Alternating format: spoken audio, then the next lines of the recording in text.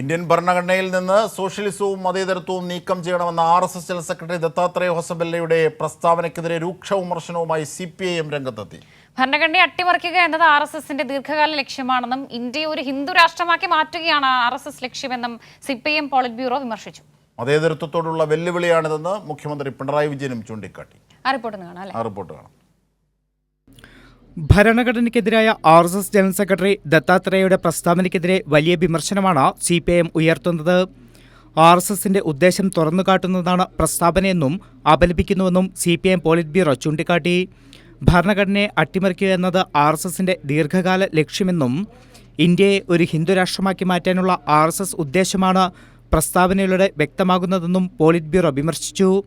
സ്വാതന്ത്ര്യസമര പ്രസ്ഥാനത്തെ പിന്നിൽ നിന്ന് കുത്തിയ RSSന് ഇന്ത്യൻ റിപ്പബ്ലിക്കിന്റെ ആശയ പരിസരങ്ങളോട് അമർഷം തോന്നിയില്ലെങ്കിലേ അത്ഭുതമുള്ളൂ എന്നും ഭരണഘടനയ്ക്ക് പകരം മനുസ്മൃതിയെ ഉയർത്തിപ്പിടിക്കുന്നവർക്ക് ദഹിക്കുന്ന സങ്കല്പങ്ങളല്ല ഇന്ത്യൻ ഭരണഘടനയും അതിന്റെ അടിസ്ഥാന തത്വങ്ങളുമെന്ന് മുഖ്യമന്ത്രി പിണറായി വിജയനും ചൂണ്ടിക്കാട്ടി. ദത്താത്രേയയുടെ പ്രസ്താവന മതനിരപേക്ഷ ഉള്ളടക്കത്തെ ഇല്ലായ്മ ചെയ്യാനും മതരാഷ്ട്ര സിദ്ധാന്തം ഊട്ടി ഉറപ്പിക്കാനുമുള്ള നീക്കത്തിന്റെ ഭാഗമെന്ന് CPIM സംസ്ഥാന സെക്രട്ടറി MP ഗോവിന്ദൻ മാസ്റ്റർ വിമർശിച്ചു.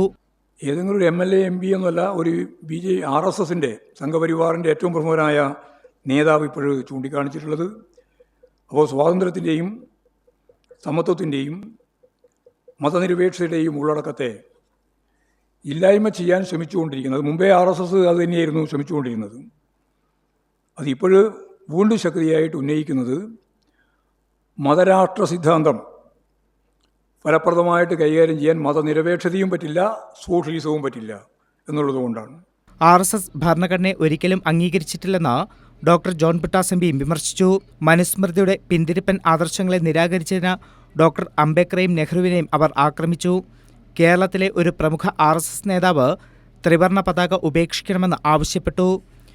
ഭരണഘടന മാറ്റിയെഴുതാനും മനുസ്മൃതി അടിച്ചേൽപ്പിക്കാനുമുള്ള നീക്കത്തിനെതിരെ ശക്തമായ പ്രതിരോധം തീർക്കണമെന്നും ജോൺ ബ്രിട്ടാസ് MP ആവശ്യപ്പെട്ടു. News desk Kairali news.